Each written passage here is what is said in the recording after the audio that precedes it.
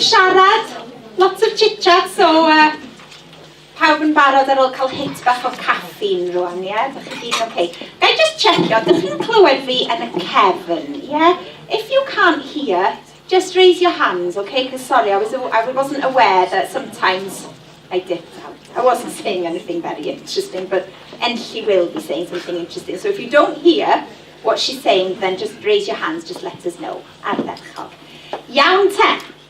Wel, nesa I siarad, fel nes I sôn, mae'r athro Enlli Môn Thomas. So our next speaker is Professor Enlli Môn Thomas. So Enlli has over 20 years' experience of conducting and managing funded research projects and of disseminating her findings within their academic disciplines. So her main research interests and expertise span psycholinguistic approaches to the study of bilingual language acquisition, including children's acquisition of complex structures under conditions of minimal language inputs, which would be interesting for you in this area, I'm sure. Also, bilingual assessment and education approaches to language transmission, acquisition and use. She has conducted research and published widely in many areas of language study, including input factors influencing successful first language and second language acquisition, bilingual transfer, bilingual assessment, bilingual literacy, executive function and bilingualism, socio-economic status and language abilities, and factors influencing the choice of language use. So, not surprising, but Enlli will be talking about aspects of bilingualism, and then she'll also be talking a little bit about the book that that has been published that you'll be taking home with you today. Ond rhowch groeso cynnes iawn i'r athro Enlli Môn Thomas. Diolch I chi. A ga I just say hefyd, she's not very well, so be very kind with her. She never complains, but she's full of cold, iawn. Felly rhowch groeso cynnes I Enlli. Diolch. Diolch yn fawr iawn, Nia. Can everybody hear me at the back? Yes? Okay, so if I keep my head here, then hopefully everything will be okay. Okay, so as Nia suggested, and as the title of the talk also suggests, I will be talking about aspects of bilingualism. But like Nia also said, I will also, a little bit later on, just run through quickly the content of this little booklet, which is called Bilingual Teaching Methods. So this does go more after the pedagogical aspects of bilingual teaching, whereas the talk itself will just take that one little step back from that and just concentrate more on bilingualism itself, okay? And the idea is that understanding more about bilingualism, the bilingual children in your classrooms, and how bilinguals operate, how they learn, and so on, that will help you appreciate some of the teaching approaches that are discussed in the book. Okay, so I think one point to raise at the beginning is that the academic studies, so people doing research on bilingualism, that's a relatively recent thing. It's a relatively recent area of study, if you like. But it is a huge study by now. Bilingualism is approached from many, many different disciplines and from many, many different perspectives. So we do know a little bit more about bilingualism than we did many, many years ago, but we still don't know everything. Okay, so there'll be still a lot of questions in your mind after the whirlwind tour I'll be giving you in the field of bilingualism. But hopefully some of the things that I will be discussing with you today will be useful, and maybe things that you can also use when you are discussing aspects of the Welsh medium provision or bilingual provision with parents, with colleagues, and also with your pupils themselves. But if we do take a step back to the beginning of the academic study of bilingualism, we can start to see where things started to go wrong. Okay? Now, bilingualism didn't get off to a particularly good start. The types of research that were conducted at the beginning of the field of bilingualism were either diary studies or IQ studies. Okay? Now, diary studies basically involved people who were really interested in languages, so linguists, okay, so people who were really, really interested in how languages, what they look like, what they're made up of, how children speak those languages and so on. So those individuals tended to do diary studies where they would basically use a diary and they would note all the kind of utterances that children produced. Okay, so some people did that with children learning one language, and then some people started doing it with children learning 2 or more languages. And one of the most famous ones is Leopold, and he himself was a German speaker, so he decided that he would only speak German with his child, and his wife was an English speaker. So she only spoke English with the child. Okay, so they had a daughter, so the daughter had inputs from both German and English right from the very beginning. Okay, so basically what he did then was, as her language emerged, or both languages started to emerge, he would then note down in very detailed form on a daily basis the kinds of utterances that she produced. And in the end, he produced no fewer than 4 volumes, okay, that they are in various libraries, and they are huge, okay, nobody would really want to read them. But one of them focuses on the vocabulary items that she produced. The other one focuses more on her pronunciation patterns, so how the sounds of her language, how she tried to produce the words and make them distinguishable across the 2 languages. One of them focuses on how she stringed words together to make sentences, and then anything else ended up in the 4th volume. Okay, now that's a brilliant piece of work. Okay, and it is the kind of approach that lots of linguists still do today. But of course, these days we've got video recordings and all that kind of stuff. We're not really having to write down in detail.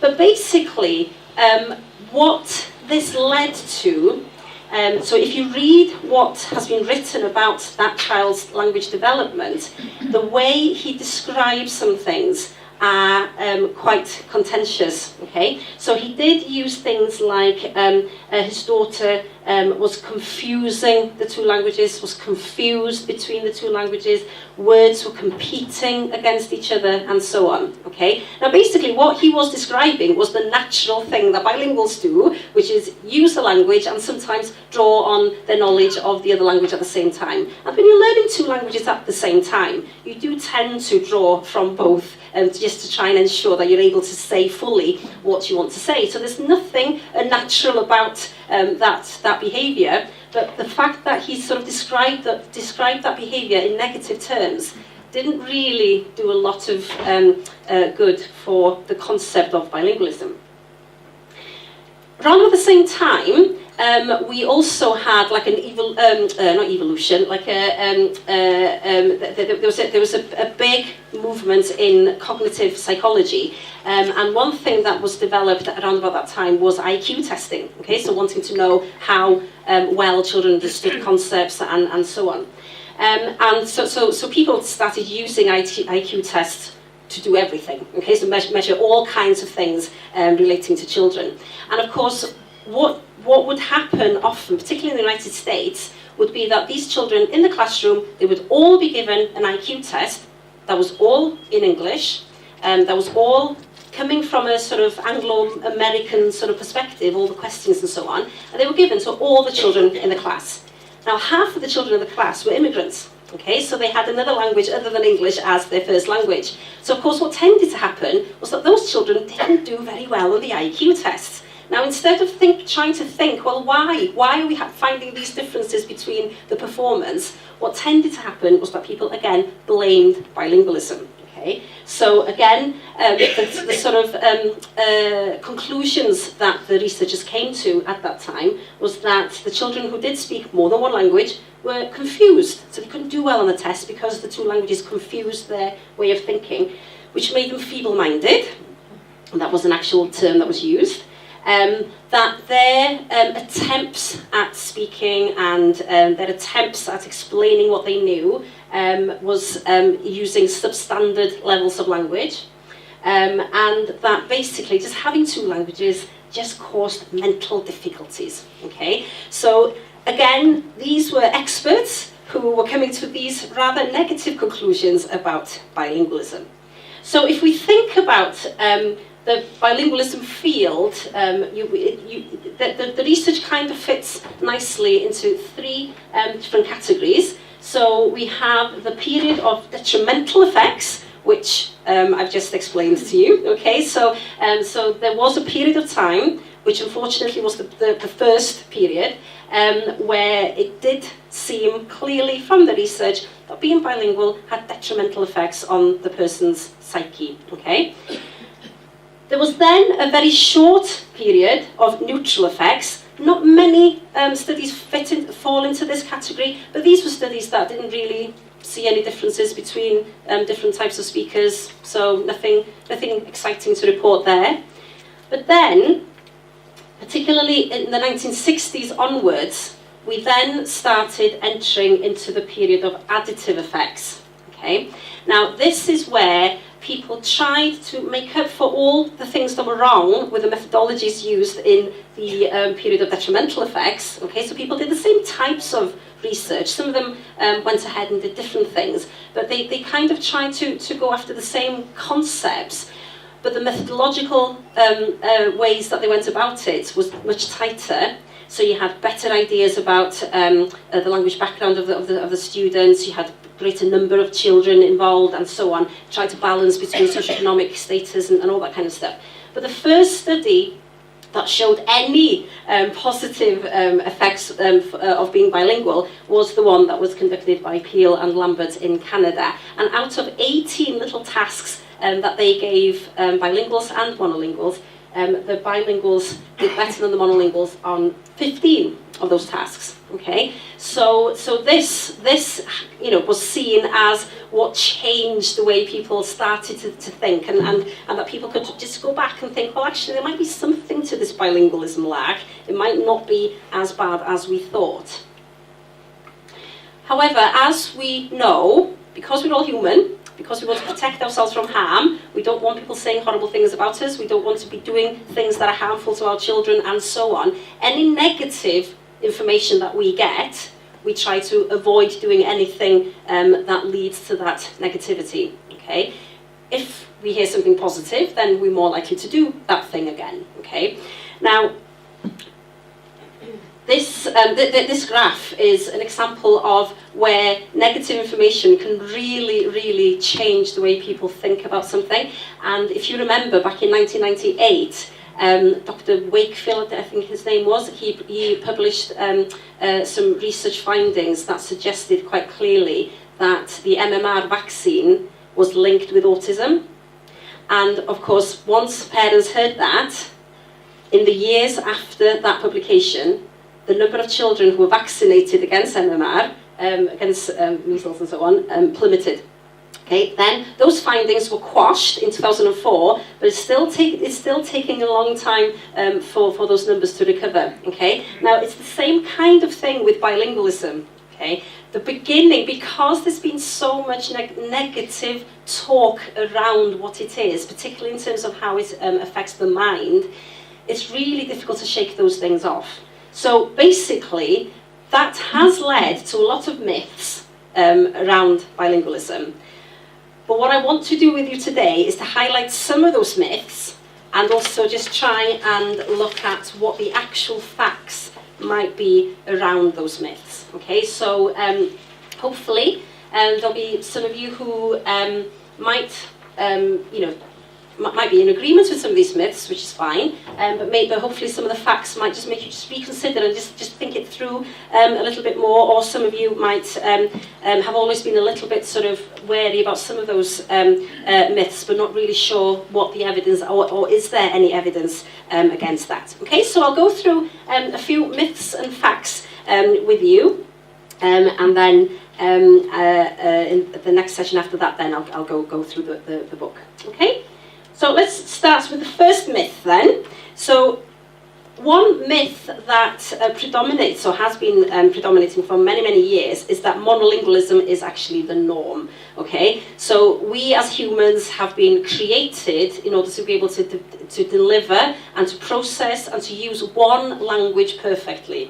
Okay, so humans really evolved for being able to communicate, but via one language. And therefore, and also that there are way more monolinguals than bilinguals in existence.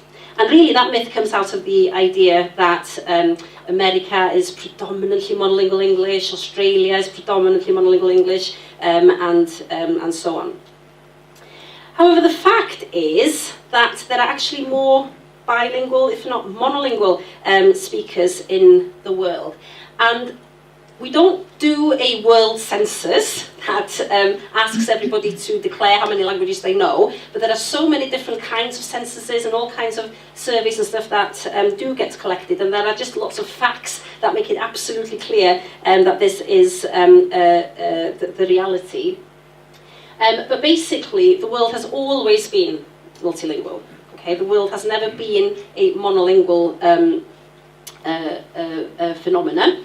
And of course, in some regions, that's absolutely clear because you have more than one official language. So we have 2 official languages in Wales since 2011, Welsh and English. But there are 4 official languages in Singapore, 11 in South Africa. Okay, but even in other regions where the languages might not actually have official status, there are hundreds of languages that coexist next to each other, and those people have to communicate with each other in some way or another. So 234 native languages are spoken by at least 10,000 speakers each in India. There are over 60 languages spoken in Pakistan, 68 in Mexico, 182 in the Philippines, and 706 in Indonesia. Okay, so there are lots and lots and lots of different ways of communicating in those regions. So basically the world does not look monolingual. Okay, the world is a multilingual place, and in fact, and this is a problem when it comes to doing research on bilingualism, very often you really do need a control group of monolinguals so that you can compare to see whether, okay, if this person, if it's 2 languages that lead to these particular effects, then you need to compare those children or those speakers with monolingual speakers. But trying to find pure monolingual speakers is really, really, really difficult. Okay, we were talking earlier about the continuum of language knowledge, and everybody really is somewhere, and I hope to be able to convince you later on, but everybody is somewhere on the bilingualism continuum, even if you can just say bore da or panad. Okay, you're somewhere, you've started, you're at the bottom of the continuum, but you are there on the continuum. Okay, so really the point of highlighting this particular myth is more really in line of the dangers of the comparisons between monolinguals and bilinguals. There is a tendency to think that the norm, so how people should be able to perform in a particular language, is like a monolingual speaker of that language. But given that the majority of people in the world speak more than one language, and they're not going to sound like that person who speaks one language, then that is the reality, and that should be the norm. Okay, myth number 2. Bilinguals begin to talk later than monolinguals. This there is a tendency, particularly amongst parents of very, very young children, if their child is hearing 2 languages, and particularly if it's a conscious decision by the parents to do so, but they feel that their child isn't saying as much as the child next door who was only exposed to 1 language.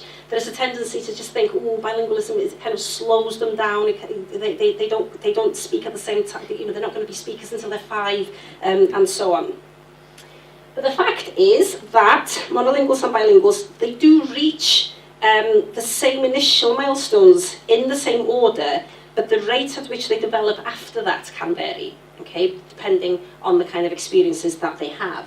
So just to reiterate that, so basically when you think about how children learn language, they go through different stages. Okay, so every child, every baby, regardless of where they're born in the world, regardless of how many languages are going on around their ears, okay, they will all start babbling at the same time. They'll all start combining consonant-vowel sounds, and they will eventually start sounding like words that they hear in their environment. So they'll start naming things.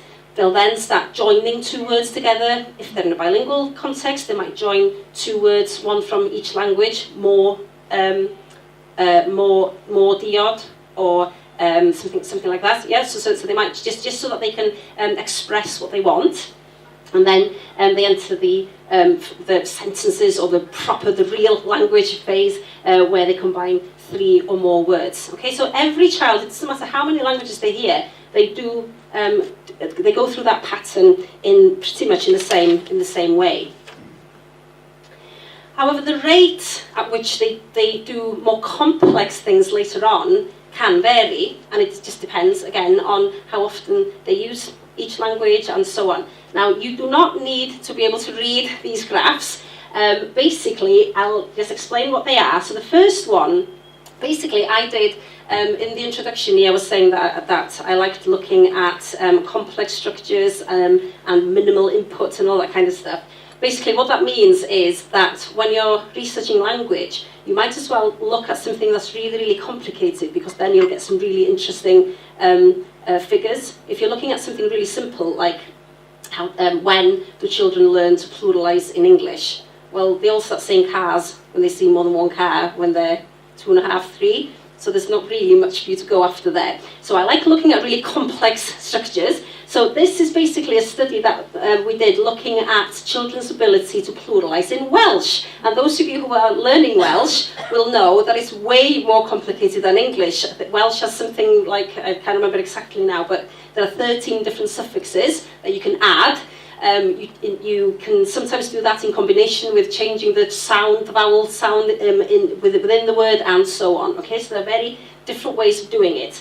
So the bars represent the different types of ways of pluralising in Welsh. Okay, now this is the data from first language Welsh speakers. So these are children who lived in homes where both parents spoke Welsh. The black bar is the children, and the grey bar are adults who grew up in the same kind of environment. Okay, so these are as first language, monolingual, native speaking Welsh as you can find. The second one here is data from children who grew up in families where one parent spoke Welsh, the other spoke English. And then these at the bottom are children who grew up in families where both parents spoke English, but the children went to Welsh medium schools. Okay? So first language Welsh, mixed Welsh and English at home. Okay, so all of these children went to Welsh medium schools. So, going back to the point of showing this to you, if you just look at the patterns, so these are the different ways that you do pluralise. So if we take those patterns out, what we see is that they follow the same pattern, so they do better on some than they do on others, but they all do better on the same types of structures, and they all do worse on the same type of structures, but they do reach those abilities at different stages. Okay, so these are all the same age. You can see that these kids get it a little bit more, not as well as the adults, but they get it a bit more than those children, and they get it a little bit more than these children in some contexts, and so on. Okay. The same with the answer system, the Welsh answer system. There is no easy way in Welsh to say yes. Yeah, you say yes in a multiple of forms, depending on what verb is in the question, and depending on the structure of the sentence, and so on. So there are some ways of doing it that are easier than others. And again, what we find here, so these again are according to the kind of language background of the children. So the blue ones are the ones from Welsh-speaking homes, and the red, for some reason, this time is from English-speaking, and then the green is in between the mixed. And again, you see that they follow the same, so these are various ways of answering. And again, you can see that the patterns are the same, but the rate can be different. Okay, but those are complex. Languages are very, very complex, and it does actually take a long time to master. There's a paper, a very, very recent paper, 2018 publication, that I've just come across, and it looks at the critical period for language learning. So it's looking specifically at comparing monolingual speakers of English with people who learned English at different points in their lives to see what the outcome of their English abilities were. And actually what the paper does suggest is that even for monolingual English-speaking adults, it takes 30 years for you to be able to plateau, okay, to reach a level where you're not learning anymore. So even monolingual English-speaking adults are continuing to learn and to acquire aspects of English up until their 30s. Okay, so it's a long, drawn-out process. So you're not perfect straight off. Okay, so the next myth: second languages must be learnt early if they are to be acquired fully. Now, this kind of links a little bit to the question in the quiz about, you know, whether children are just little sponges, that they just sort of absorb the language in their environment. The truth is that the earlier the exposure is to language, the better, okay, because the brain is already wired up and geared up and ready to learn, and is in that process of being able to just decide exactly which bits of the brain are responsible for what and so on. But that early exposure is only okay if it is sufficient. Okay, you will all have come across adults talking to children where using the term talking might be a bit of an overstatement. There are lots of adults you come across who might be very directive with their children. Don't stop doing that. What are you doing? Now, a lot of children might have a very narrow kind of exposure to different structures in the language, okay, because of the kind of input that they have. So it does depend a lot on the kind of input that you get in terms of what the output will be. So it doesn't matter if children do hear language at a very young age, if that language isn't sufficient enough for what that child needs, then they might not acquire the language fully. And if we go back to these graphs again, if you remember, that second graph there were children who were brought up in homes where one parent spoke Welsh, the other spoke English, and these were children who grew up in homes where both parents spoke English. Now, their performance is much closer to each other than it is between these children who have been hearing Welsh from birth from one parent and these children who've been hearing Welsh from birth from both parents. Okay, so these two have been exposed to language from birth, but clearly there is something different in the kind of exposure that comes with being in an environment where you have a one parent, one family. These children probably, in terms of the home, the whole home discussions will probably be in English. So these children would naturally fit more with these children in terms of where you would expect their language abilities to be. But sometimes there is an expectation, if they just go to a Welsh medium school and they are hearing Welsh at home, that they should be exactly the same as these children. But they won't. They won't be. So I think that's something that we need to just bear in mind. Another myth is that, and I think this was a question in the quiz as well, bilinguals are essentially two monolinguals in one head. Okay. Now this again, this is something that a lot of bilinguals think, and a lot of monolinguals think as well. So it's not just a sort of a bias on one side or another. And I think I'm a little bit guilty of this as well myself. I know myself that when I get invited to go and talk in Welsh, yes, of course, no problem, I'll go and talk in Welsh anywhere. And then when I'm invited to go and talk in English, I think, yes, but I'm not as natural in speaking Welsh, and I prefer speaking English in Welsh. I just think I speak more fluently in Welsh, I have to think a little bit more when we're speaking in English, and so on. And I think that's because I'm always a little bit worried that what comes out isn't perfect English. So in a sense, but why should it? Why should it? I'm bilingual. Why should my English be exactly the same as a monolingual English speaker? So I think that myth does come from both sides. But the fact of the matter is that bilinguals are very, very different to monolinguals in many respects, including neurologically, so in terms of how their brains work, linguistically, in terms of, you know, how they use language, what language is used for, and how they integrate and so on, and psychologically. I'll just say a few words about each of these. So in terms of neurological differences, as we develop, so when we're born, we are born with billions of neurons already in the brain, okay? And these neurons know practically nothing, okay? Because the children, they're not little geniuses, are they, when they're born? So as the outer part of the brain continues to develop, the neurons in the brain start specializing for different types of activities. And in monolingual speakers, if you stick a monolingual in an fMRI scanner and get them to do something linguistic in their head, then you will, 99.9% of the time, it'll be the left hemisphere that lights up, okay? Because language is mainly processed, this is very simplistic, remember, but language is mainly processed in the left hemisphere. Is that true for bilinguals? Well, we haven't done a lot of studies. There are people doing studies on this kind of thing. But what tends to come out of those results is that it depends.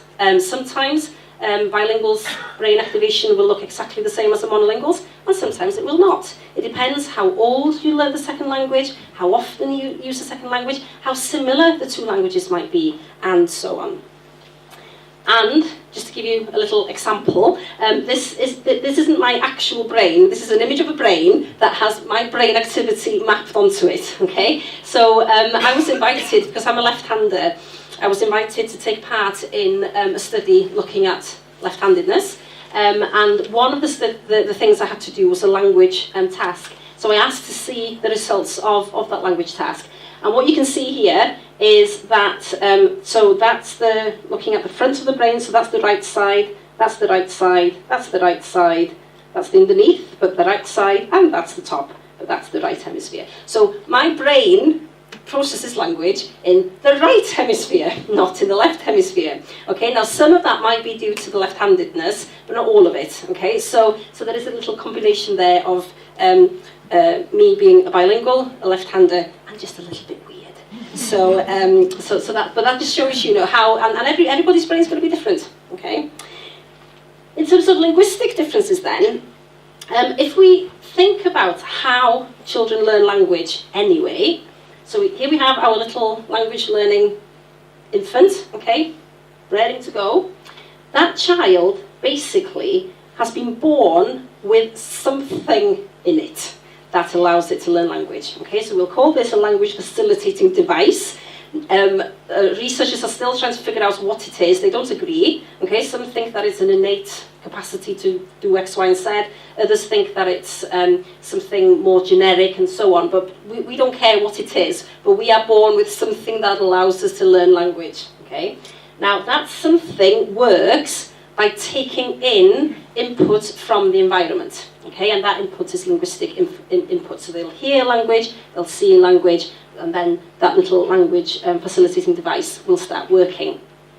And the result is that the child will start speaking or producing a language. Okay, so it's quite, if you prepare it back in that way, it's kind of simplistic. Okay. Now, if you're a monolingual, then the device works by taking in that particular language, and then they start building knowledge about that language. Then eventually when they start reading, they'll be reading that language, and that language will go back into their developing knowledge. Then they'll be able to start writing in that language, and they'll be speaking that language. Okay? So everything to do with language development, or everything to do with that one language, is part of that language learning experience. If you're bilingual, however, it gets a little bit more complicated, because you will be hearing one language. Okay, so let's use the example of Welsh and English here. So we'll be hearing some Welsh, which sometimes will be Welsh, and sometimes will be Welsh with a little bit or a lot of English in it. Okay, so there'll be a bit of a mixture there. Sometimes they'll be hearing English, mostly without Welsh in it, apart from Panad and Bore Da.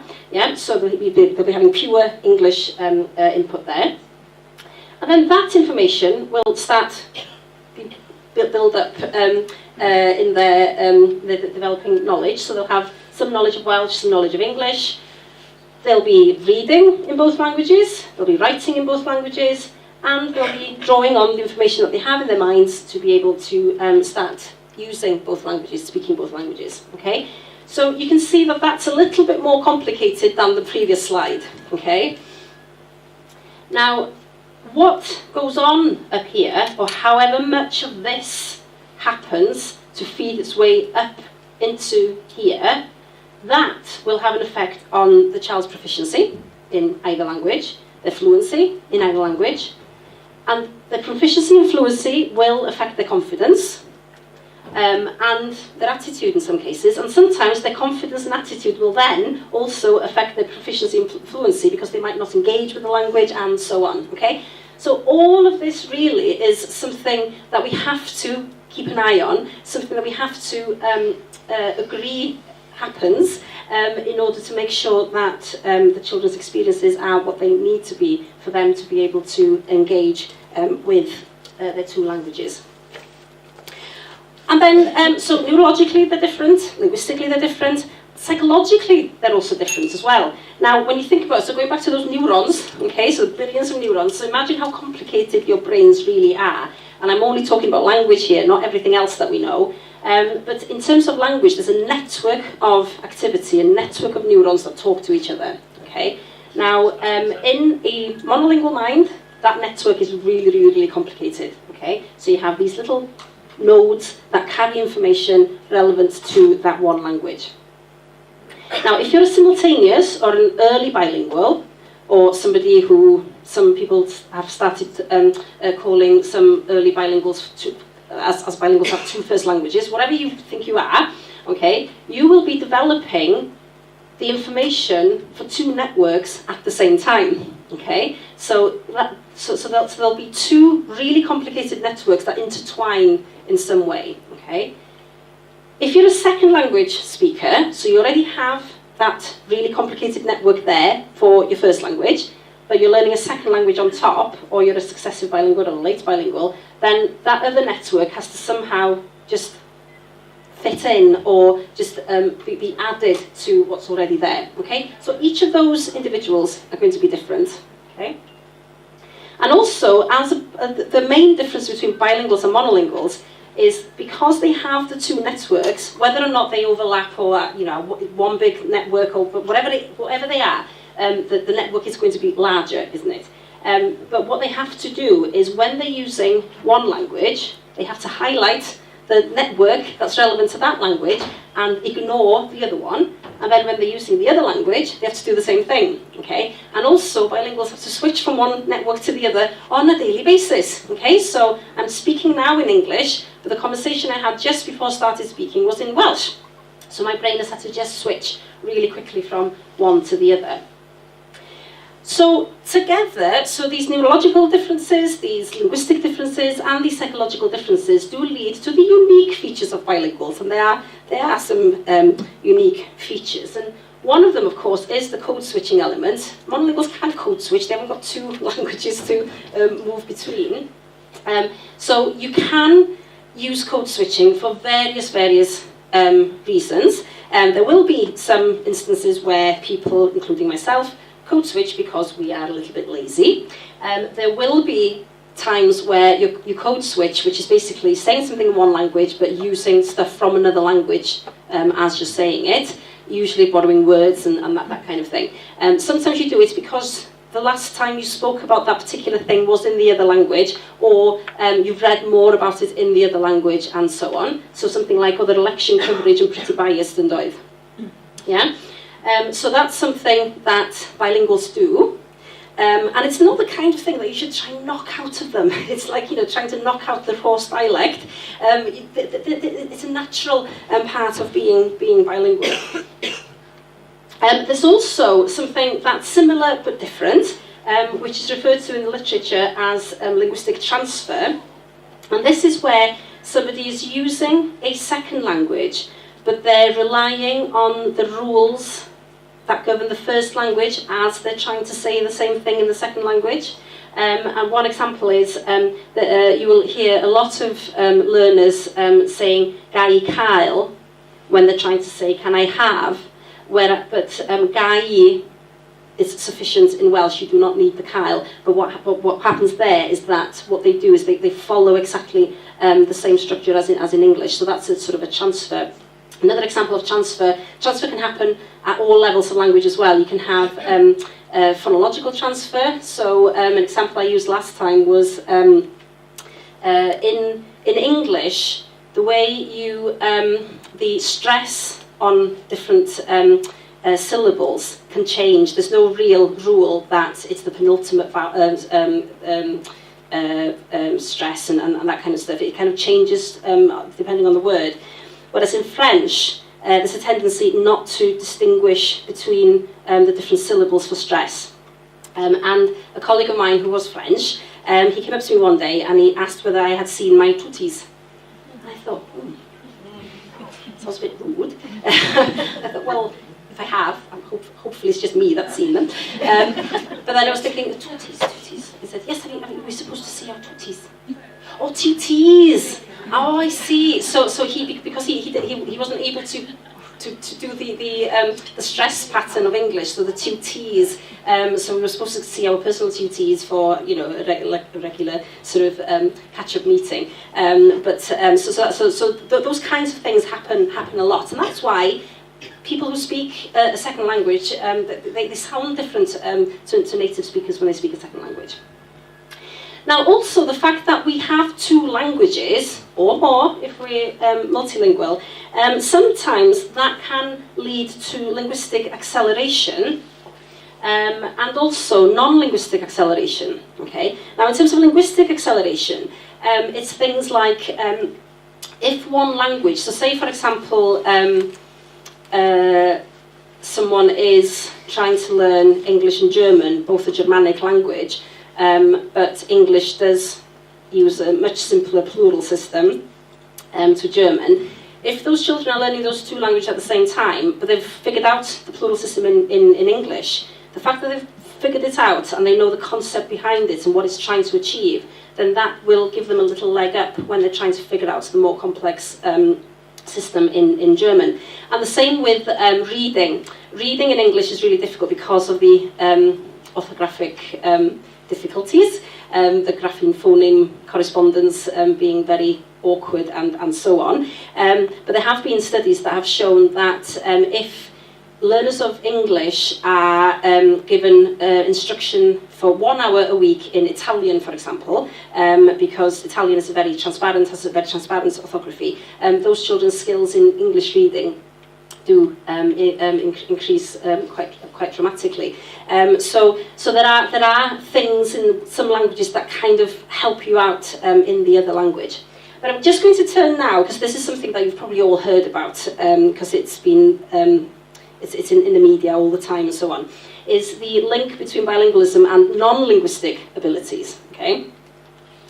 Now, Nia also mentioned that I've done some work with executive functioning. Now, basically what executive functioning means, executive function is a term that covers the function that the brain does, which are things like organise your thoughts, help you control your attention.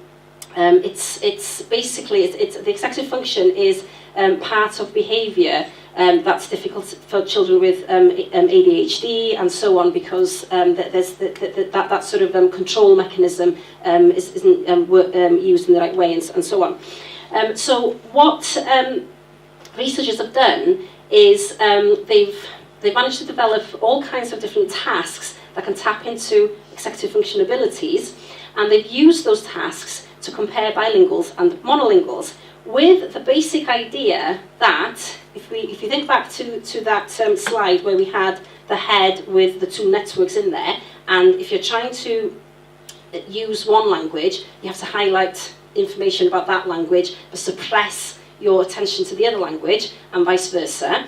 Because bilinguals do that all day long, and also switch from one to the other, so the idea is that bilinguals should be able to perform better on tasks that are non-linguistic, but tasks that require inhibition of attention or inhibition of control and switching and so on.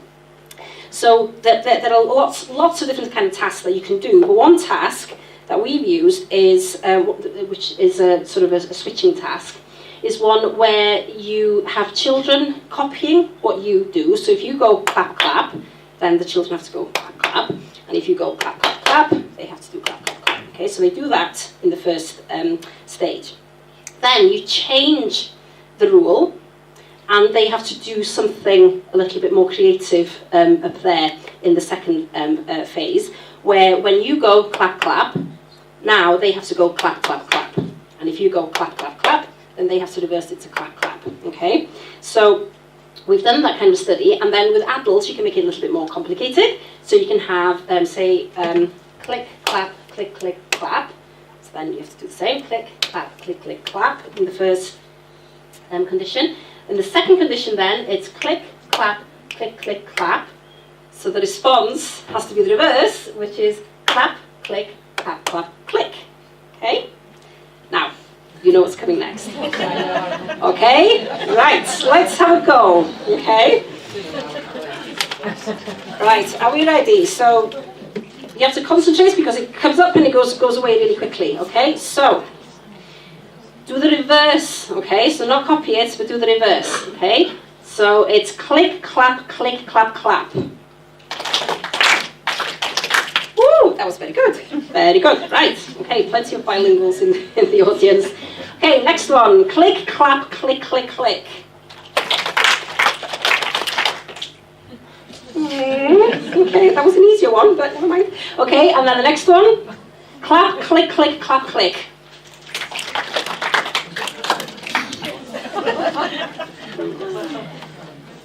So they are difficult tasks, okay? So it's not to say that, you know, bilinguals find them really, really easy and monolinguals find them really, really difficult. Everybody finds them difficult.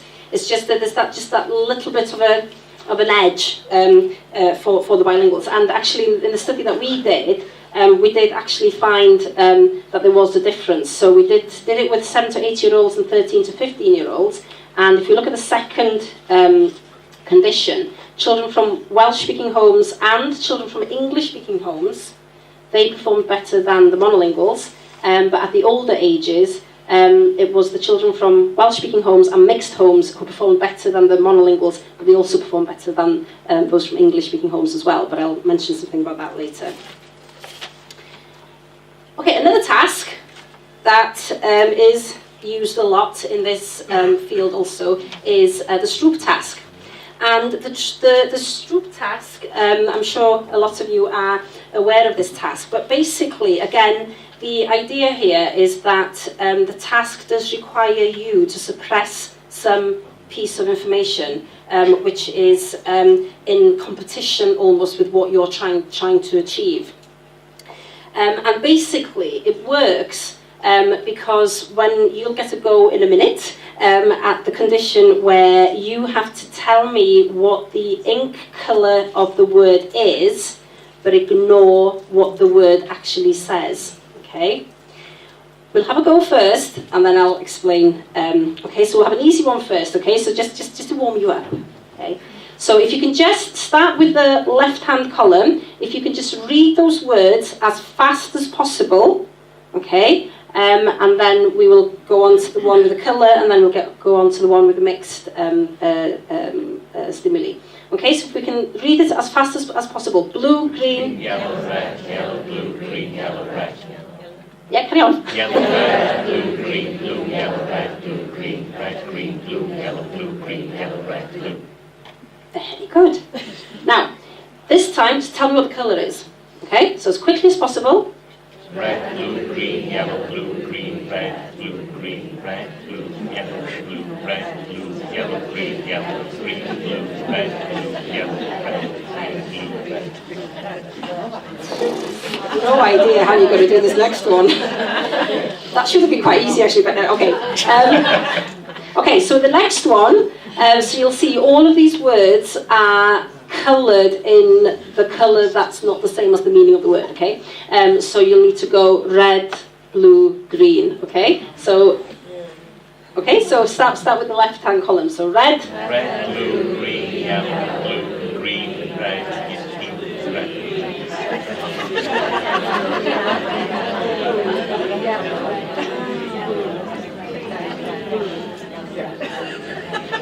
I'm just hearing a murmur. So it's a difficult task.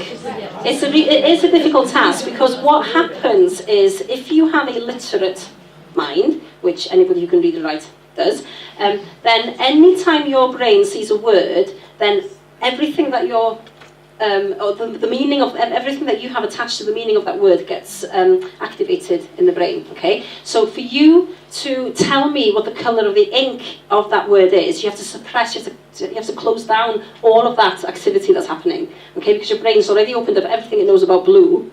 Okay, but you have to ignore that and try and concentrate on the colour. Okay, and again, that's why the expectation is that bilinguals might be better on that task.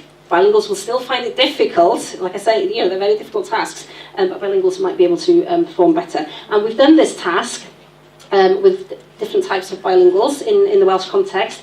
We did find that there was a benefit for children from mixed homes this time. So children who had one parent speaking Welsh, the other speaking English. Those children tended to do better on the task than the others. But only when they did the task in English, not when they did the task in Welsh. Okay, so there's a lot. That whole field of study does have some of these kind of bilinguals do it on this task, but not that task, or only when they have this amount of conditions and not this amount of conditions, and so on. So it's a bit of a mixed bag.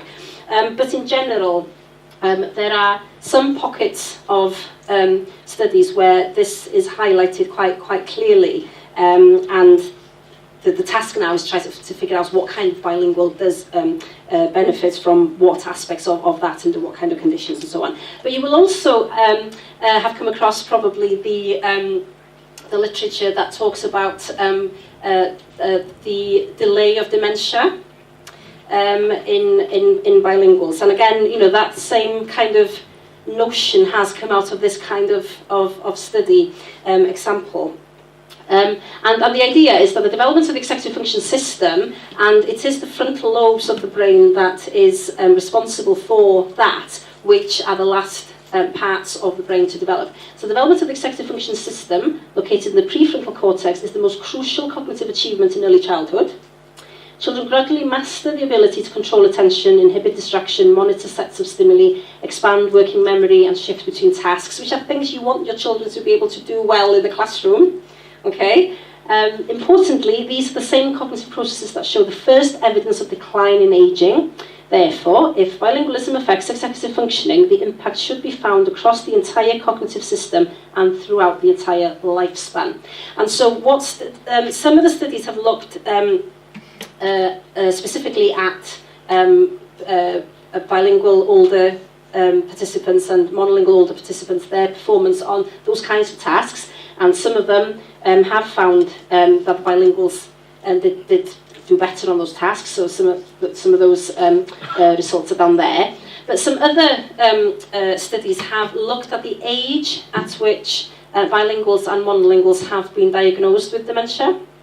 And what they found is that those who were bilingual were on average 4, 3, and in some cases 7 years older than the monolingual counterparts when they were diagnosed. We've done a study in the Welsh context. We found a 3-year lag, but it wasn't significant, but we did find a 3-year lag. So generally, the bilinguals were 3 years older when they first came to the service to be diagnosed. However, in that study, the individuals who were diagnosed at that time, who were bilingual, tended to have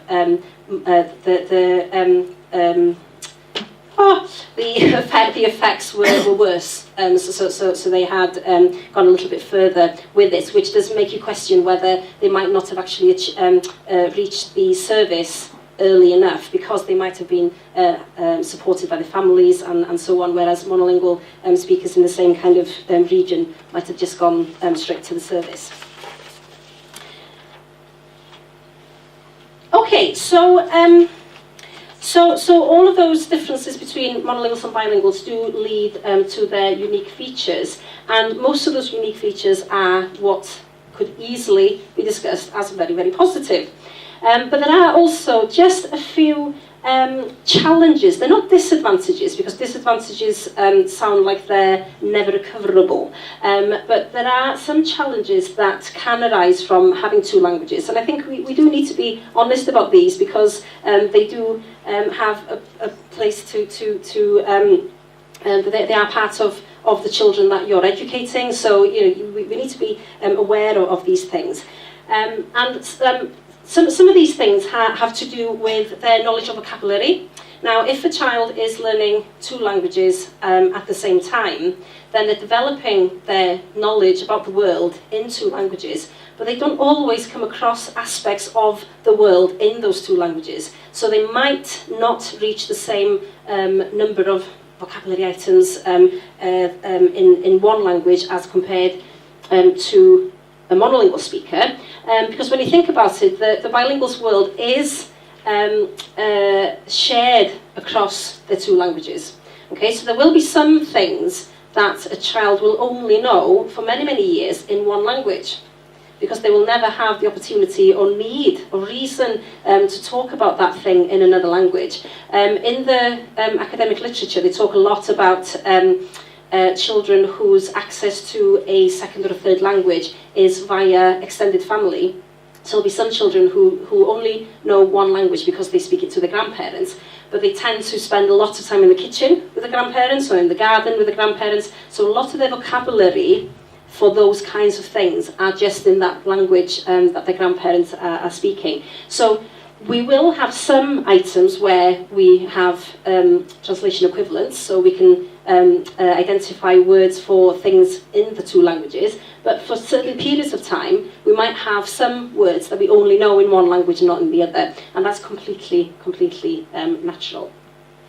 And I did give an example in the last conference as well of something that happened to me, and I was a teenager, I think, at this time, so I was mortified, obviously, and I was in an English-speaking environment, in an English-speaking environment, preparing food. Okay, so we were going to have bangers and mash. So I said that I was prepared to mash the potatoes, but of course I never used to mash potatoes, so I was stunsio tatws with a stunsiwr. So of course I went up to somebody and said, "Oh, I'll stunch the potatoes. Have you got stunsio?" Stunch the potatoes with what? What? Stunch? Stunsio? Help! Just getting lots of Welsh speakers to try and help me. Help! No, mash potatoes with a masher. But I'd never talked about mashing potatoes in English before, so I didn't know that it was wrong to use stunsio and stunching to represent that.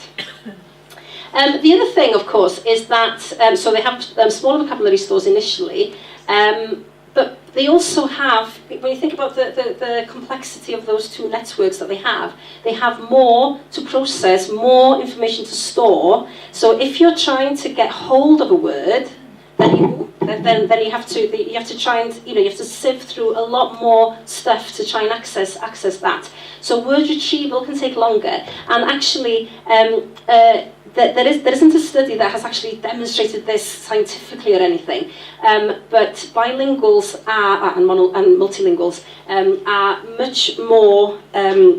They more often than monolinguals are looking for words and say, "Oh, what's that word again? Oh, how do you say that thing again?" And you can't think of it in either language. Yeah, and again, that's because there's so much, the sheer volume of information that you have, and trying to just navigate your way through it. But bilingual brains do work very, very hard. So even if we don't see any clear advantages on some of those executive function tasks, the fact that they're not doing any worse off than a monolingual is a bonus, given the complexity of what they're dealing with. But of course, like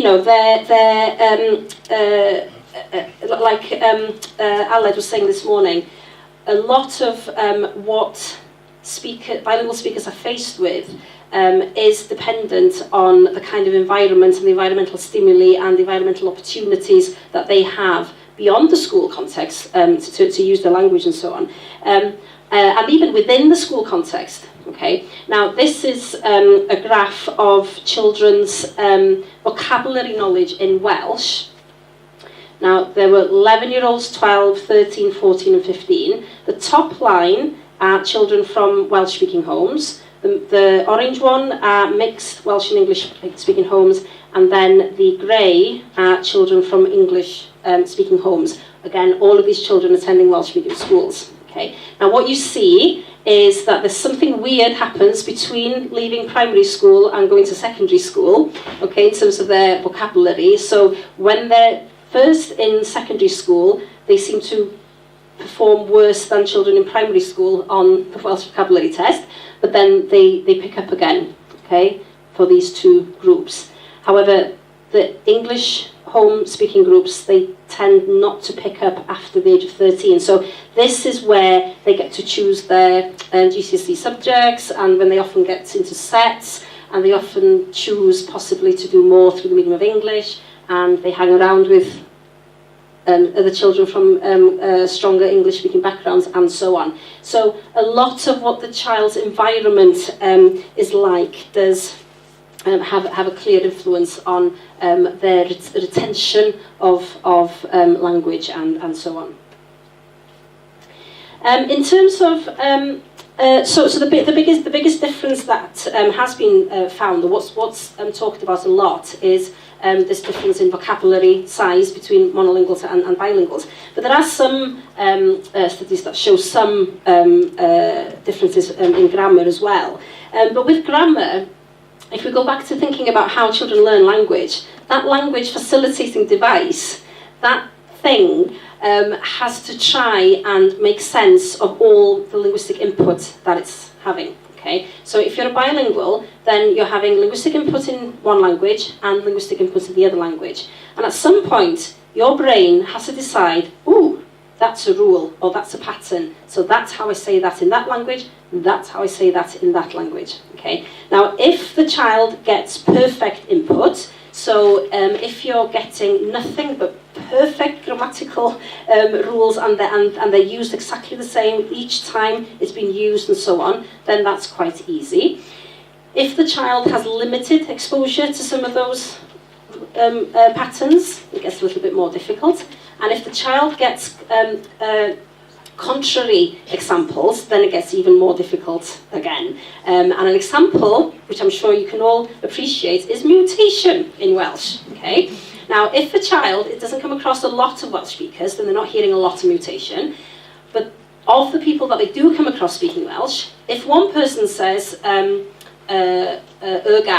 and another one says gath, another one says cath, another one says mae'r cath, another one says mae'r gath, it'll take a long, long time for that child to be able to have enough examples so that the brain can go, oh, okay, actually now, in 65% of cases, I heard the gath, so there might be a rule in there. Okay, so sometimes, it will take a long, long time, and that's why, like that study on the monolinguals suggests, if it can take 30 years for your knowledge to plateau as a monolingual in one language, then it'll take longer in another language, and that's fine, it'll happen. If the speakers want it to happen, it will happen, but it's not going to happen overnight, and we have to just be appreciative of that and how difficult it actually is for learners.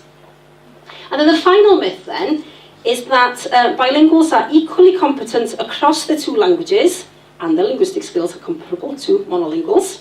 But in actual fact, and there is in your packs, there is a table that I've put in there for you. So please do take time to look at that table. But basically, bilinguals are a highly heterogeneous group, with very few considering themselves to have equal abilities across a range of linguistic aspects in each of their languages. Now basically what that means is that if you look at that table, okay, so it's in your packs right at the end, I think, what you'll see there is I think there's about 37, I think, different terms that have been used in the formal literature to describe bilinguals. And next to each of those terms, there is a definition that they've used. So you'll see how people define bilingualism is different. Okay, some people put the onus on when they started learning the second language, or how well they speak the second language, and so on. Okay, so there are differences in terms of how we define it, but there are also differences in how in how people think of themselves as a bilingual speaker. And what you will see there is there is one bilingual type, there is one term that's called minimal bilingual. Now that minimal bilingual is somebody with minimal knowledge of another language, okay, so somebody who has a few words and phrases in another language. And I think it is very important that we do teach our children in schools, particularly in schools in Wales, because any child attending any school in Wales is a bilingual. Whether or not they're a minimal bilingual with very, very limited knowledge, they need to think of themselves as belonging to a group of people in the world who are bilingual. A piece of research that one of my PhD students was sat in the middle of you over there did recently in 4 secondary schools in the Flintshire area. The questionnaire asked pupils to tell us where, what language, what was the medium of instruction in their primary school. So they all said, and you know, how much Welsh did they learn in their primary school? So they said that. And then there was another question asking, do they consider themselves to be bilingual? 77% of them said that they didn't.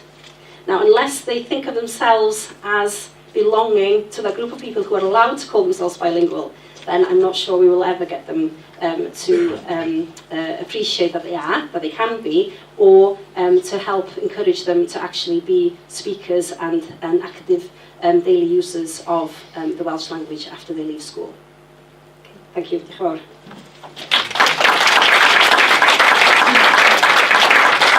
Diolch yn fawr iawn, Enlli. Diddorol yn doi? It's interesting, wasn't it? So, you know, at the beginning, I asked you, faint o Gymraeg ydych chi'n siarad? How many of you are bilingual now? See what's happened there? Great, pawb. Yeah, sôn am y vocabulary gap na. So I spent a year teaching English in Istanbul. Randomly, I ran out of money in Istanbul, so I had to get a job. So I got a job teaching English. It was my first ever job as a teacher, which made me realise, I want to go home and I'm going to teach Welsh to everybody. So o'n i'n dysgu Saesneg fel ail iaith in Istanbul in the school. And so I was teaching adults, and then I had one lovely group of children, which I had no control over, just like happens at home. Nobody listens to me. So o'n i'n siarad efo'r plant ma, and i'n adrodd stori. So once upon a time, there was a little, okay, so the picture was a picture of a hedgehog.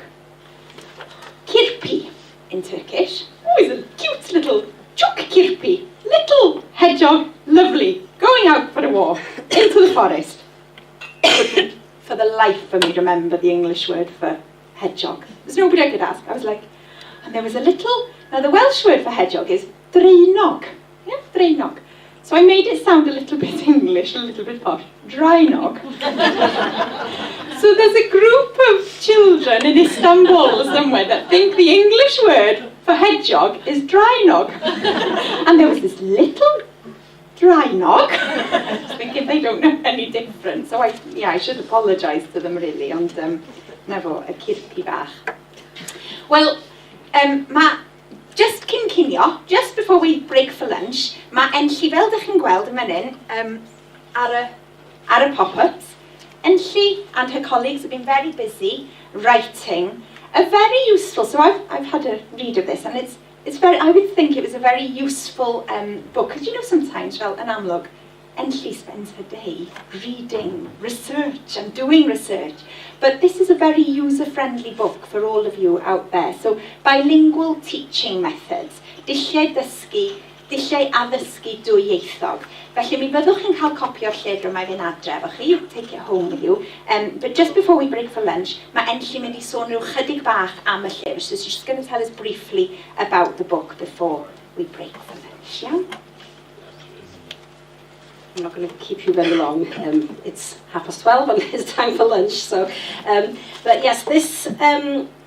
So for the very same reasons that Nia just mentioned now, one of the ideas behind putting this together was that some of the feedback we were getting from teachers was that, especially with this a whole new approach to the teaching profession that John Furlong and Donaldson and people are proposing, which is to get teachers to be more actively research informed, research engaged, and so on.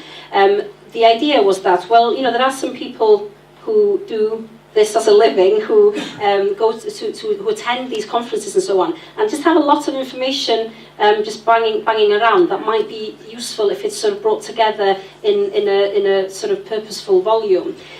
So what I've tried to do, and Nia Parry, who sat in the audience, is one of the co-authors, what we tried to do with this, we're referring to it as a booklet, is we tried to identify some of the key teaching methods that have been supported a lot by the research, and also just to identify some other things that might be very, very useful, particularly in how we are trying to prepare our schools to try and engage in order to get our children to be speaking Welsh and their offspring to be speaking Welsh in 2050. So basically, we cover the main bilingual and teaching learning methods that have been developed over the years. And then there's a section on methods of interaction. So one of the issues that we have, one of the questions in the quiz asked about which aspect of language learners find most difficult. And what tends to be the most difficult thing to get right is how you sound when you speak another language. And that does put a lot of people off speaking. So if children are corrected, not just in terms of grammatical structures, but in terms of just how they sound when they speak language and so on, that's not necessarily conducive to trying to get them to be active speakers of the language. So there's a little section there about different kinds of methods of interaction that can maybe facilitate that. And specifically with language correction, targeting the appropriate use of Welsh. Different types of discourse strategies, and then teacher input, child output, ensuring opportunities to create extended language. Because one thing, for example, and there's a section on Cymraeg bob dydd, so for example with Cymraeg bob dydd, it's a fantastic strategy to just increase or to normalise the use of Welsh and to increase children's exposure to Welsh in subjects other than Welsh as a subject.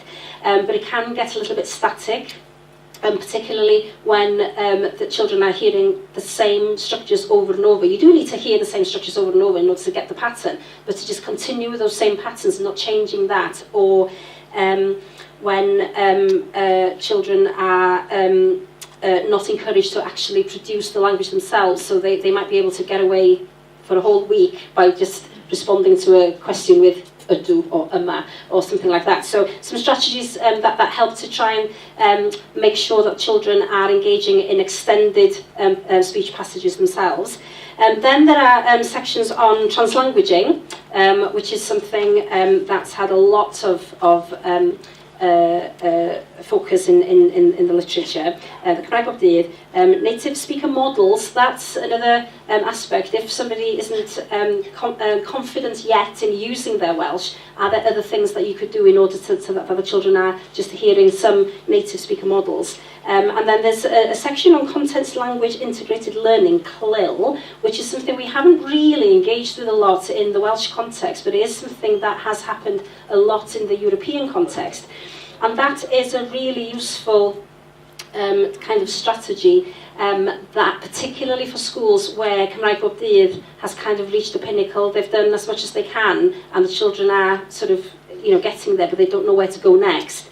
So there's a section on that, and then there's a section on task-based learning, which is a really nice area, which is gaining a lot of research momentum at the moment, and I think that would be a very interesting approach to take in a lot of schools. So it is quite varied. It's quite short because it is in both languages, so it looks thicker than it is. So it's only half of that.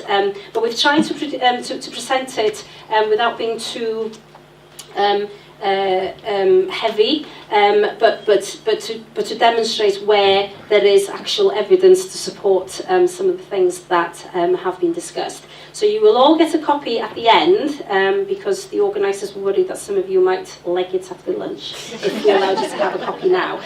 So you will have to just stay on until the end for that.